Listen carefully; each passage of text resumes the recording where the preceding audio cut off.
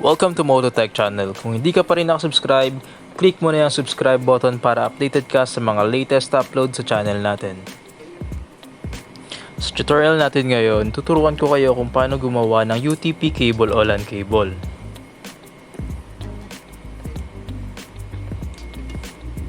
Ang kailangan mo lang ay crimping tool. Itong part sa gitna ang gagamitin natin, yung may nakasulat na 8P o yung pang Rj45. Kailangan din natin ng Rj45 connector. Dito naman natin ipapasok yung twisted pair natin.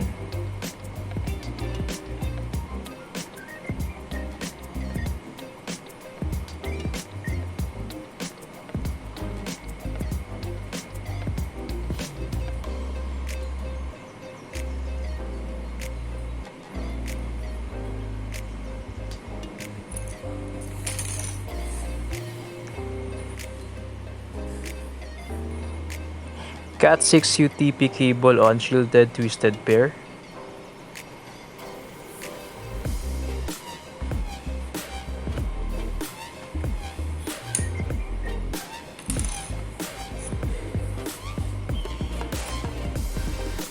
At cable tester para matest natin yung cable kung working o faulty yung mga ginawa natin.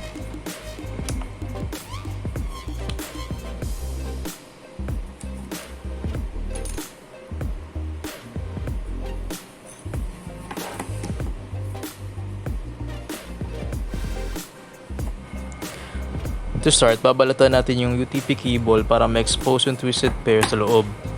Ingatan nyo lang na huwag ma-damage yung wire.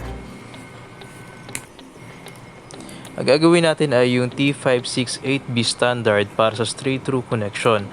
Ang color code niya ay white orange orange, white green blue, white blue green, at white brown brown.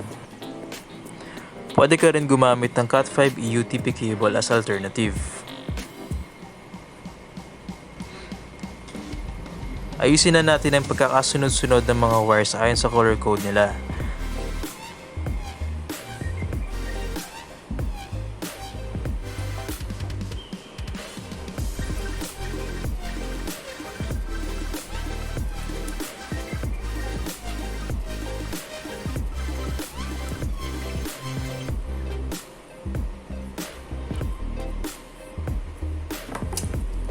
Alisin na rin natin yung plastic sa gitna.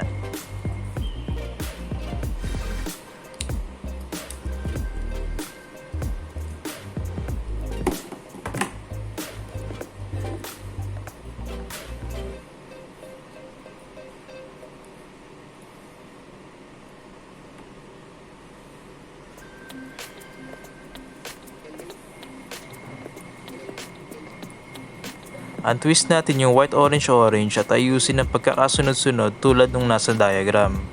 Ganun din yung gagawin natin sa ibang pairs.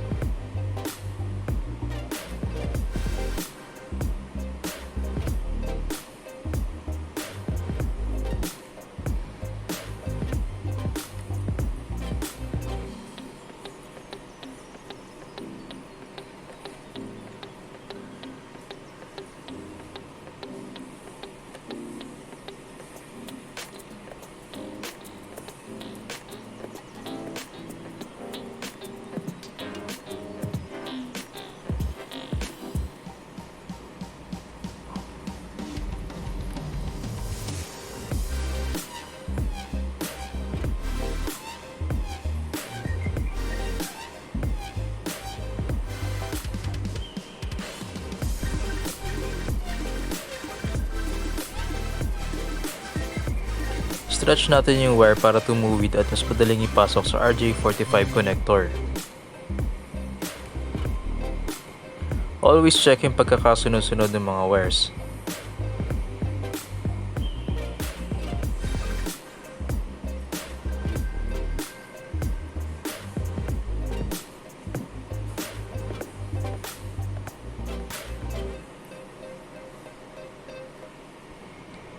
Pag okay na, pwede na natin ipasok yung UTP cable sa Rj45 connector o plug.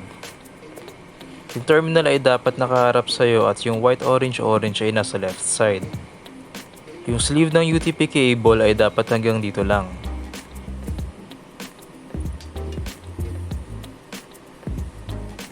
Ang technique na ginagawa ko, tinatapat ko yung UTP cable sa Rj45 para masukat yung haba na kailangan ko putulin.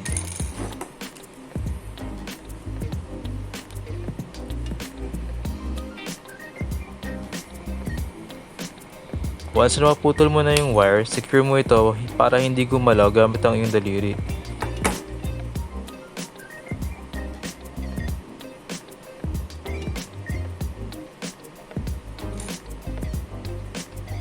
Ipasok ang wire sa Rj45.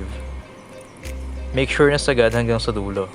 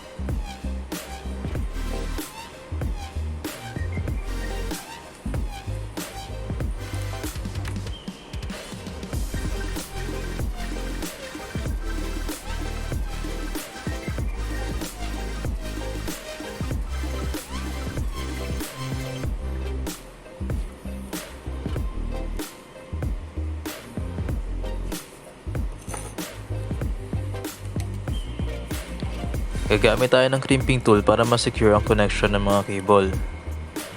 Itutulak ng crimping tool ang copper terminal para matumusok ito sa mga wires.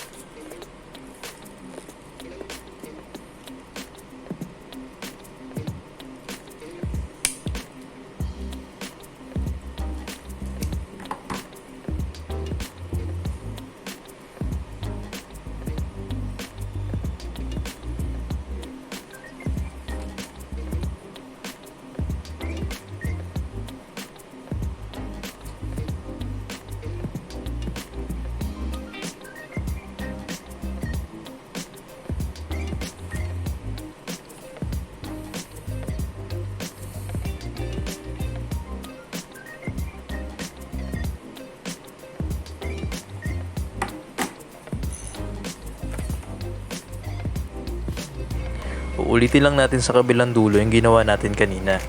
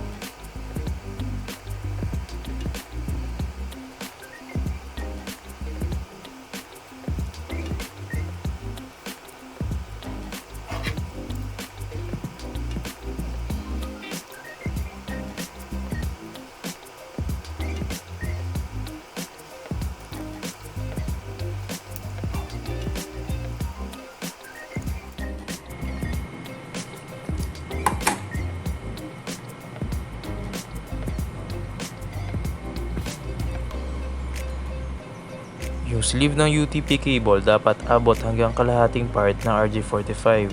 Yung exposed na wire naman ng cable dapat hanggang sa dulo ng Rj45.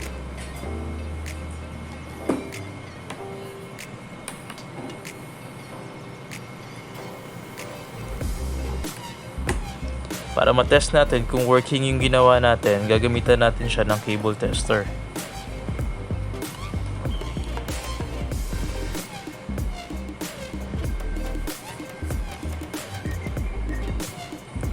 Papasok lang natin yung UTP cable na ginawa natin dito sa dalawang port na loopback.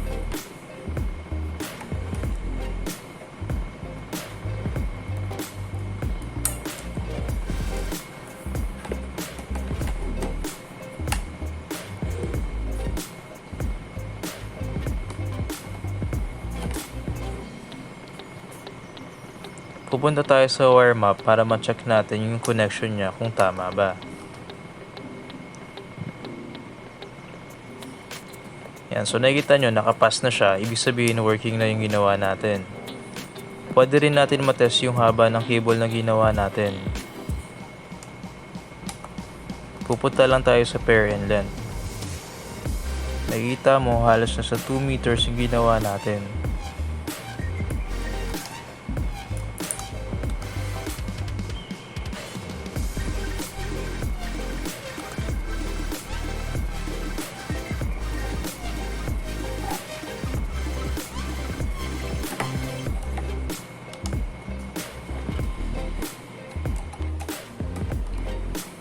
Ganoon kadali lang gumawa ng UTP cable at sana ay may natutunan kayo sa video natin.